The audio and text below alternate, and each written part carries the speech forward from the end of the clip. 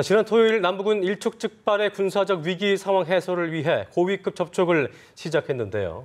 어제 오후 두 2차 회담을 다시 재개했고 남북 간의 대화는 이 시각까지 계속되고 있습니다.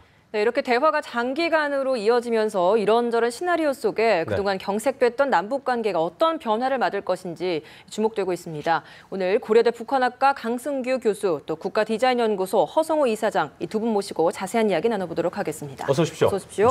네. 점점 더 피로도가 좀 높아지고 있는 것 같습니다. 두 대체 남북 고위급들이 어떤 얘기를 하길래 벌써 지금 27시간이 넘어가고 있는데요. 상당히 이례적인 장시간 협상이라고 볼 수 있는데 교수님 먼저 여쭤보겠습니다. 이렇게 장시간 대화를 이어가고 있는 이유가 긍정적인 어떤 그러니까 남북 간의 어떤 그 협상이 타결될 수 있는 긍정적인 사인으로 볼 수 있을까요? 양쪽으로 다 봐야 되겠죠. 긍정적일 수도 있고 예. 또 아니면은 굉장히 어려워서 이렇게 시간을 많이 끌 수도 있고요. 네. 관건은 우리 박근혜 대통령이 얘기했듯이 예. 사과를 하고 재발 방지를 하라는 거거든요. 근데 북한의 여러 가지 속성상 네. 사과를 하기가 지금 굉장히 어려운 형편인 것은 저희들이 잘 알고 있죠. 예. 그럼 과거에 여러 가지 유감 표명은 몇 번을 했습니다. 예. 북한에서 했지만은 이번에 우리가 원하는 것은 정확한 사과거든요. 네. 그죠? 목함지뢰를 통해서 우리가 뭐 멀쩡한 그 군인 2명이 다리를 잃은 거잖아요. 예, 그죠? 그렇습니다. 그런 부분에 대해서 분명히 사과를 하고 예. 또 우리 확성기에 포격한 것도 또 사과를 같이 하고 뭐 그 전에 천안함을 사과라는 건 아니잖아요. 예. 근데 그런 부분에 사과를 요구하고 있는데 그 부분을 조정하는 게 상당히 어려운 것 같습니다. 북한 입장은 사실 사과를 하게 되면 김정은 체제에 지금 상당히 영향력이 있을 것 같아요. 네. 그거는 김정은 자체가 잘 알고 있죠. 그러니까 김정은 입장은 황병서한테 분명히 지시를 한 것 같습니다. 네. 자기를 건드리지 말고 확성기를 꺼라. 네. 아마 그렇게 지시를 한 것 같아요. 그러니까 자기까지는 오지 못하도록. 근데 그런 부분에서 과연 황병서가 그걸 잘 요리를 해야 되는데 우리 김관진 실장이 아마 강력하게 예.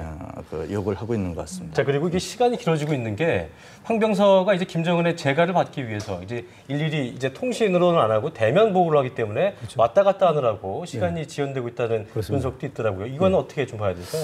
일단 기본적으로 저는 이제 이 남북 지금 고위급 회담 자체가 조금 긍정적인 로 볼 수 있다고 봅니다. 네. 왜냐하면은 오늘 아침 박근혜 대통령께서 수석 비서관 회의 때 어떻게 보면 남북 고위급 협상 자체에 대한 가이드라인을 제시했다고 봐야 됩니다. 네. 왜냐하면 그 가이드라인이라는 것은 근본적으로 뭐 사과, 재발 방지 거기에 대해서 또 이 악순환 고리를 또 북한 도발에 대한 악순환 도발에 대해서 이번에 어물쩍 넘어가지 않겠다라고 이미 벌써 공개적으로 했다는 것은 뭐냐면은 협상에 대한 가이드라인을 이미 제시했다는 겁니다. 네. 그럼에도 불구하고 북한이 협상장을 박차고 나가지 않고 계속 협상을 하고 있다는 거죠. 예. 그것은 무엇이냐면은 뭔가 북한도 물론 사과와 재발 방지와 관련해서는 굉장히 어려운 결단을 내리겠지만은 예. 그래도 뭔가는 얻을 수 있는 어떤 희망을 갖고 있기 때문에 뭔가를 얻을 수 있다. 남한으로부터 그 외에 만약에 그걸 했을 경우에 그 많은 것을 얻을 수 있다는 그런 희망을 갖고 있기 때문에 지금 계속 지금 72시간 넘는 시간을 동안에 협상을 하고 있지 않냐. 네. 저는 그렇게 보고 있습니다. 네. 어쨌든 양측의 입장이 팽팽하게 맞서고는 이 상황에서 어느 방향으로든 좀 협의점을 이끌어내야 한다는 말입니다. 내야 하는 게 사실입니다. 어느 정도의 협의가 맞춰져야 지금 이 협상이 중단이 되고 결론을 도출할 수 있을지 어느 정도 수준에서 협상이 이루어질 거라고 예상하십니까? 지금 분위기 자체가 좀 타결로 가는 거지 않는가 그런 얘기들이 나오고 있는 것 같아요. 반증이 나오고 있죠. 네. 오늘 저녁 시간에 또 밤 시간에 나올 수 있을 것 같은데 네. 사실 3일 동안 그렇게 장시간 했으면 그분들도 지치고 모든 상황이 지금 지쳐 있는 상황인데요. 예. 제가 보는 관점은 딱 한 가지인 것 같습니다. 우리가 원하는 사과냐 아니면 북한이 주장하는 유감이냐. 네. 그 유감 표명을 두리뭉실하게 할 것이냐 아니면 정식으로 사과를 하느냐. 그 부분에서 앞으로 몇 시간 놓고 끌고 당기는 것 같아요. 그리고 또 중요한 부분이 모든 부분이 다 김정은의 지시. 예. 또 우리도 마찬가지겠지만은 근데 우리는 아마 통신과 여러 가지가 아주 자유롭게 되는 것 같고요. 예. 김정은과 황병서는 그게 잘 안 되는 것 같습니다. 네. 도청을 이후로 대면 보고를 한다고 이런 얘기가 나오더라고요. 그 대면 보고가 쉬운 게 아니잖아요. 왔다 갔다 또 해야 굉장히 먼 거리를 왔다 갔다 하는 거거든요. 130km라고 하더라고요. 예, 130km. 예. 뭐 저도 한번 다녀본 적이 있는데 상당히 길도 그렇게 좋은 편도 아니고요. 보통 한 2시간 이상 걸릴 텐데 그럼 2시간 가서 뭐 이거 이렇게 하면 됩니까? 말 한마디 듣고 다시 또 출발해서 네. 2시간 오면은 5시간, 6시간 걸리거든요. 예. 그러면 황명서가 뭐 정회하자 해놓고 대여섯 시간 소식이 없는 거죠. 예. 아마 그래서 시간이 뭐 계속 흘러가는 것 같은데 그렇군요. 그런 부분이 잘 정리가 돼서 네. 어떤 오늘 정도 좀 타결이 되길 바라겠습니다. 어쨌든 그 김정은이 머리 싸움을, 그러니까 그 수싸움을 쭉 계산을 하고 있는 것 같은데 우리 정부는 북한에게 꼭 사과를 받아내야겠다. 이렇지 않으면 그러니까 사과를 이끌어내지 않는다면 합의문 도출이 어렵다고 봐야 되지 않겠습니까? 그렇죠. 현실적으로 이제 박근혜 대통령 아까도 말씀드린 이미 벌써 회담에 대한 가이드라인을 제시했기 때문에 그러나 이제 기본적으로 이 회담이라는 것은 뭔가 어느 한쪽이 일방적으로 예. 지고 이기는 게임이 아니지 않습니까? 서로 윈윈할 수 있는 방향으로 가지 않겠나. 네. 왜냐하면 그렇다면은 우선 단계적으로 이 문제를 풀 가능성이 높다. 네. 첫 번째는 뭐냐면 지금 남북 간의 군사적인 긴장 관계가 지금 고도로 지금 극도화되어 있지 않습니까? 이 부분을 풀 수 있는 방법을 우선 찾을 겁니다. 네. 이것을 우선 남북 간의 그 군사적 긴장 관계를 풀 수 있는 방법을 찾을 거며, 그 다음 두 번째는 뭐냐면 그리고 나서 할 수 있는 게 뭐냐면은 북한이 어떻게 보면 아까 지금 강 교수님도 말씀하신 대로 유감이냐 사과냐 하는 부분인데 이게 유감이 되면 어떤 현상이 생기냐면은 네. 그 후속 조치 중에서 만약에 이 사과가 되면은 바로 북한에서 책임자 처벌로 넘어갈 수 있는데 유감이라게 되면은 책임자 처벌을 할 수가 없습니다. 이 포괄적인 이 사과이기 때문에 그런 문제 때문에 북한도 굉장히 고민을 할 겁니다. 그런데 만약에 북한이 또 사과를 하게 되면 어떤 현상이냐? 결국 1953년도 7월 27일 날 정전협정 위반으로 바로 넘어가게 되어 있습니다. 사과를 네. 해버리면은. 그러면은 국제사회에서도 굉장히 북한은 고립화될 수 있는 상황에 되고 있기 때문에 우리 정부에서도 그럼에도 불구하고 사과를 받고자 하는 것은 이번 기회에 북한 김정은 체제에 대해서 이 남한을 우습게 보지 말고 과거처럼 이렇게 때를 쓴다든가 전략적으로 무력적으로 시위를 하면은 뭔가를 또 얻어내고 하는 이런 잘못된 습관 이런 것들은 분명히 없어져야 된다. 이것은 뭐냐 남북 간의 군사적 도발과 관련해서도 서로가 좋은 게 아무것도 없다는 것을 그렇죠. 이번에 확실히 네. 인식할 필요가 있다. 네. 그런 측면에서 볼 때는 우리 입장에서는 다소 좀 무리가 따르고 시간이 걸리더라도 사과를 반드시 받아낼 필요가 있다. 이렇게 보는 거죠. 네. 이와 연결지어서 지금 자연스럽게 박 대통령이 대북 원칙론이 좀 주목받고 있는 상황입니다. 먼저 오늘 박 대통령이 수석 비서관회의에서 이번 고위급 회담과 관련해서 발언을 했거든요. 이 발언 내용 먼저 직접 들어보고 대담 이어가도록 하겠습니다. 네. 지난 주말 판문점에서 개최된 남북 고위급 당국자 접촉에서 연 이틀 밤을 세워 논의를 했고 현재 합의 마무리를 위해서 계속 논의 중에 있습니다. 이번 회담의 성격은 무엇보다도 현 사태를 야기한 북한의 지뢰 도발을 비롯한 도발 행위에 대한 사과와 재발 방지가 가장 중요한 사안입니다.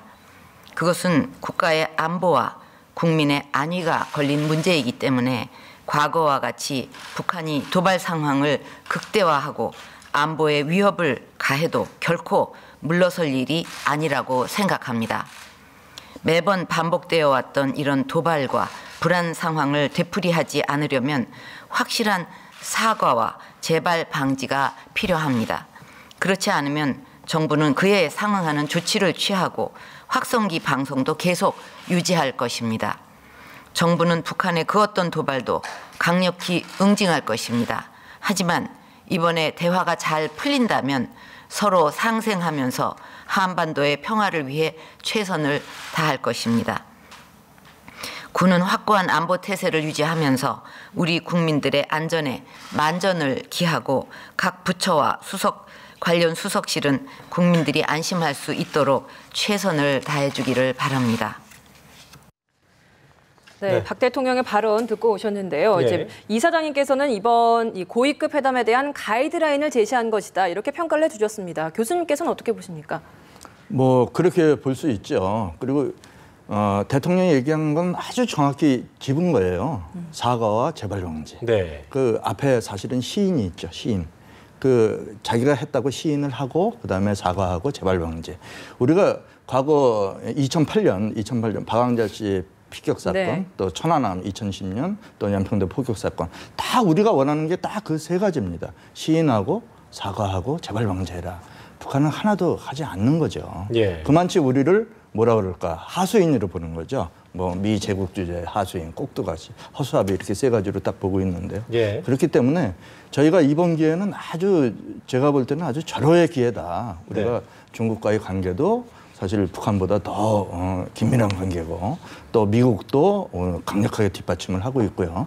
또 거기에 우리 박근혜 대통령이 원칙을 지켜가면서 이렇게 나갔을 때 우리가 이럴 때 북한한테 정식으로 사과를 한번 받아야죠. 네. 네. 그래야지 과거 70년 동안 그렇게 도발과 테러를 하고 그다음에 또 대화제의, 협상을 하고 또 자기의 이득을 받아가는 이런 악순환의 고리는 김관진 장관이 얘기한 것처럼 끊어야 된다. 네. 그게 맞는 것 같습니다. 어쨌든 이번 협상의 포인트는 사과와 재발 방지인 것인데 애석하게도 이제 북한이 과거에 보면은 그 입장 표명, 그러니까 사과를 한 것이 3,000차례 넘게 도발을 했지만 네. 4차례에 불과했거든요.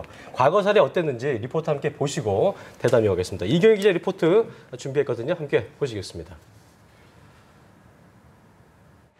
6.25 전쟁이 발발한 1950년부터 2012년까지 북한의 크고 작은 도발 사례는 3,000건에 달하지만 북측이 이를 인정하고 사과나 유감을 표명한 건 단 4차례뿐입니다.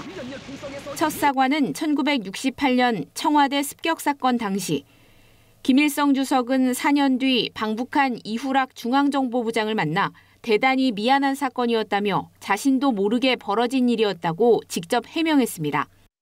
1976년 8월 북한군이 도끼를 휘둘러 미군 장교 2명을 살해한 이른바 판문점 도끼 만행 사건 당시에도 북한은 김일성 조선인민군 최고사령관 명의로 사과문을 전달했습니다.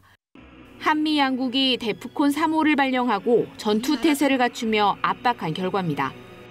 1996년 9월 동해안 북한 잠수함 침투 사건 이후에도 북측은 중앙통신과 평양방송을 통해 재발 방지 노력을 약속하는 사과 성명을 발표했고 2002년 6월 2차 연평해전 발생 한 달 뒤에도 유감의 뜻을 우리 정부에 전한 바 있습니다. 그러나 북한은 2002년 이후 벌어진 각종 도발에 대해서는 책임을 남쪽으로 돌리거나 자신들의 소행이 아니라며 발뺌하는 행태를 보이고 있습니다. 2008년 고 박왕자 씨 피격 사건, 2010년 연평도 포격 도발과 관련해서도 유감의 뜻을 밝힌 적이 있지만 사건 자체의 책임을 남측에 떠넘겨 우리 정부는 진정성 있는 사과로 받아들이지 않고 있습니다. 연합뉴스TV 이경우입니다. 네, 리포트 듣고 오셨는데요. 지금 교수님께서 말씀하셨던 것처럼 지금 13년 정도까지 14년 동안 지금 제대로 된 사과를 한 번도 받지 못한 상황입니다. 이런 상황에서 지금 협상 결과를 좀 조심스럽게 저희가 예측을 해봤을 때 두루뭉술한 유감 표현으로만 그치고 우리나라는 거기에 대한 확성기 방송을 중단한다. 이런 결과가 도출이 된다면 좀 어떤 결과라고 그러니까 저희 쪽에는 좀 성과가 있었다. 확성기 중단을 해야 되는데 사과는 완벽하게 하지 못하겠고, 그러니까 이 사과를 어떤 식으로 어떤 시나리오로 사과 비슷한 두루뭉술한 표현을 할 것인지 이 부분도 궁금해지거든요. 그렇죠. 그러니까 정확히 주체가 있어야 되겠죠. 주체가 어느 뭐 군단에서 아니면 뭐 총 정찰 국장이 그랬다거나 아니면 군단장이 그랬다거나 아니면 김정은이 내가 지시해서 그랬다거나 물론 그러진 않겠지만 그런 주체를 정확히 표현을 하고 이런 부분에서 잘못됐으니까 사과한다. 이리 되면 우리는 아주 좋게 받는 거죠. 근데 과거에 지금 우리도 한 4번 적이 나왔지만은 되게 보면 참으로 미안하게 생각한다. 또 유감으로 생각한다. 이게 대부분이에요. 정식으로 사과라는 단어를 안 썼거든요. 그러니까요. 여태까지 쓴 적이 없습니다, 사실은.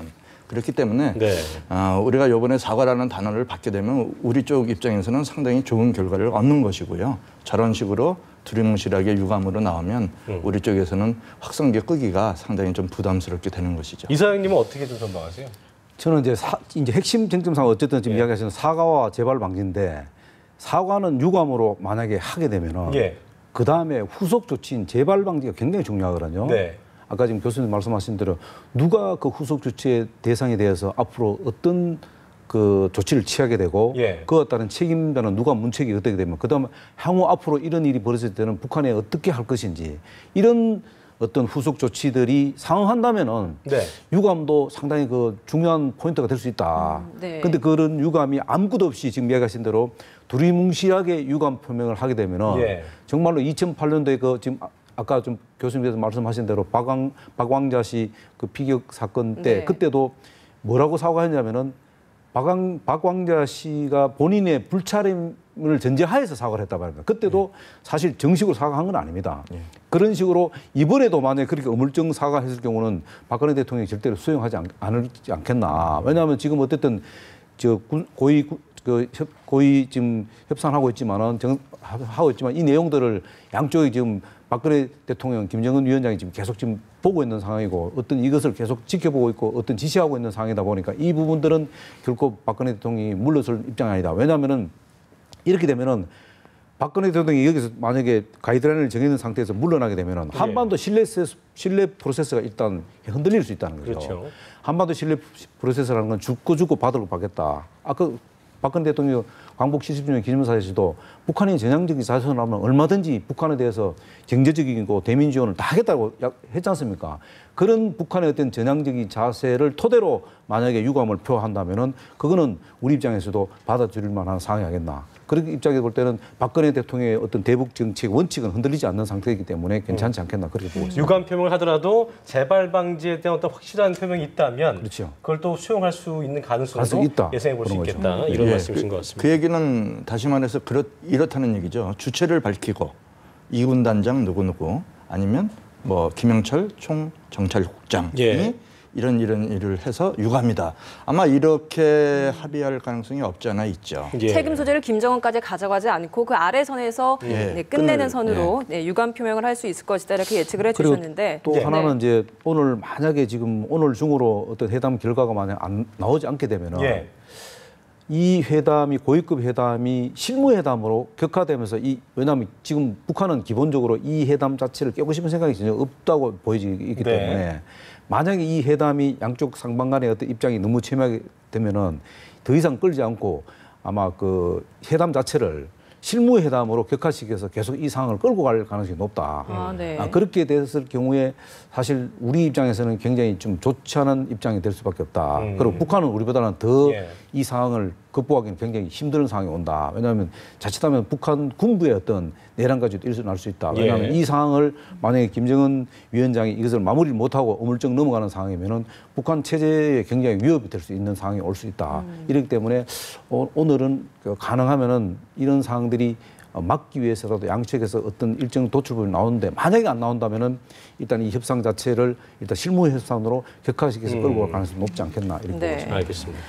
이게 좀 유감 표명선에서 그쳤는데도 우리는 확성기 방송을 중단했다라는 협상 결론이 도달이 된다고 한다면 우리 측에서 받아들이기엔 좀 성과가 미비하지 않느냐라는 평가가 나올 수도 있거든요. 그렇죠. 근데 또 이걸 좀 해석을 해보기에 대북 심주단 방송을 좀 단계적으로 중단을 해놓고 우회적으로 좀 군사적 긴장 관계를 완화시킨 이후에 다른 우회로를 찾기 위한 방법일 수도 있다라는 해석도 있거든요. 그렇죠. 이건 어떻게 보십니까? 지금 이사장님 말씀한 대로 만약에 실무 쪽으로 넘어간다 이것이 뭐 우리 김기현 뭐 안보실 차장이라든지 아니면 원동현 저쪽에 통전부 부부장급으로 하는 실무 쪽으로 넘어갔을 때 과연 우리가 지금 확성기를 꺼야 되느냐?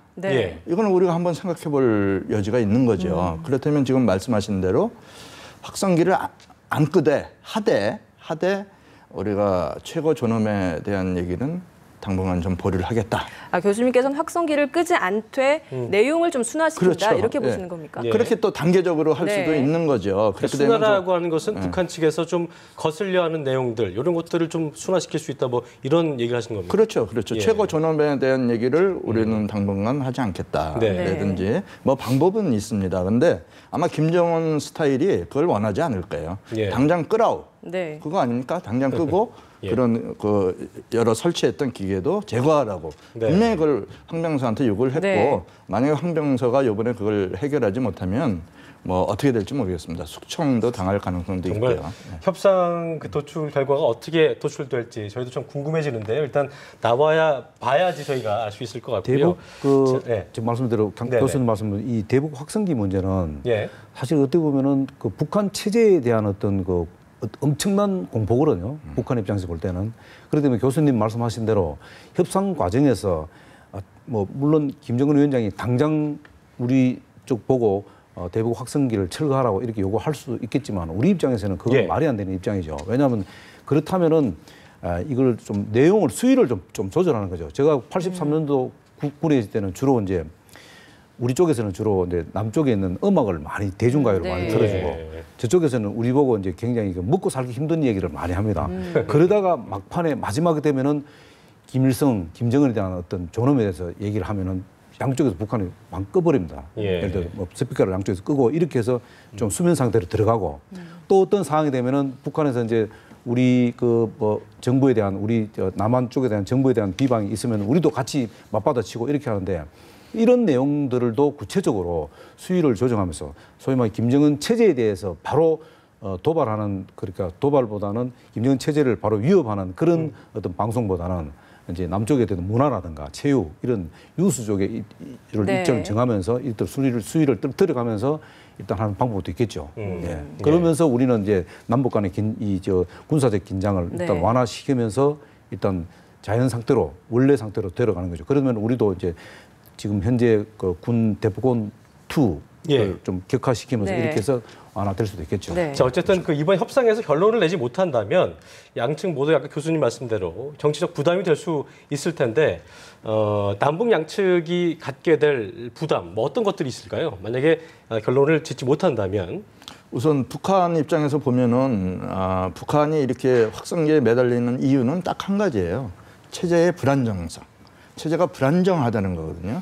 지금 물론 3년 8개월 됐지만은 앞에 3년은 사실은 뭐 그냥 자기 아버지의 상을 치른 3년이고요. 지금 요 8개월이 중요한데 사실은 뭐 주민들한테 아무것도 해준 게 없거든요. 10월 10일 날 이제 당 창건 70주년인데 뭐 하다못해 뭐 떡이라도 과자라도 싸서 줘야 되는데 지금 그런 패키지를 만들 수 있는 그런 경제적인 여유도 안 돼 있다는 거죠. 그런 상황에서 김정은의 치부가 계속 저렇게 확성기로 나오고 전단위로 뿌려지고 또 여러 가지 방법으로 북한에 들어갈 때 김정은 입장에서는 그 불안정성을 해소할 수 있는 능력이 없다는 거죠. 과거에 자기 아버지 김정일은 20년 동안 후계자 수업을 했습니다. 하고서 기반을 탄탄히 한 다음에 성군 정치라는 걸 갖고 들어간 거거든요. 그래서 수령 역할을 나름대로 한 거죠. 그렇지만 김정은은 2년 만에 수령이 된 거예요. 아무런 기반 없이. 그나마 하나 있던 자기의 고모부를 그렇게 살해를 하고 말이죠. 지금 김정은 입장은 상당히 불안한 상태죠. 그런 상태에서 저렇게 확성기가 떠든다는 상황은 도저히 이해 못하는 그런 상황이 되는 거죠. 저는 기본적으로 이번 협상이 결렬됐다 하더라도 박근혜 정부는 이런 게 아무것도 없다고 봅니다. 오히려 박근혜 정부는 협상이 결렬됐다 하더라도 이번 그 남북 고위급 협상을 통해서 박근혜 대통령에 대한 어떤 통치 철학, 그리고 안보에 대한 개념 이런 것들을 국민들한테 확실히 이미지를 심어줬기 때문에 박근혜 대통령 입장에서는 이럴 게 없다. 다만 지금 북한 김정은 위원장은 엄청난 타격을 받을 수밖에 없다. 왜냐하면은 정군을 지금 전시체제로 동원하기 때문에 이 정군을 전시체제로 동원했다는 것은 그만큼 통치 자금이 다 날아갈 수밖에 없다는 겁니다. 그 통치 자금을 앞으로 어떻게 마련하냐는 부분들도 굉장히 앞으로 김정은 체제가 제대로 굴러가기 위해서는 그런 부분들이 굉장히 중요한 요소로 작용할 수밖에 없다. 그렇기 때문에 오히려 우리 이 협상이 결렬됐다 하더라도 박근혜 대통령은 이럴 게 아무것도 없다. 그래서 오히려 박근혜 대통령은 우리 그 대통령에 대한 어떤 통치 철학을 국민들한테 확고하게 이번 안보에 대한 철학을 인식시켜주기 때문에 그런 부분들이 오히려 이런 국정 동력의 어떤 힘을 받지 않겠나 오히려 저는 이번 협상의 교섭력은 우리에게 더 있다 볼 수 있다 뭐 이런 그렇습니다. 내용을 볼 수 있겠습니다. 이 무박 3일을 끌어온 남북 고위급 회담 협상 결과를 토대로 좀 긴장감이 좀 완화됐으면 하는 바람입니다. 궁금해지네요. 지금까지 고려대학교 북한학과 강승규 교수, 또 국가디자인연구소 허성우 이사장이었습니다. 고맙습니다. 고맙습니다.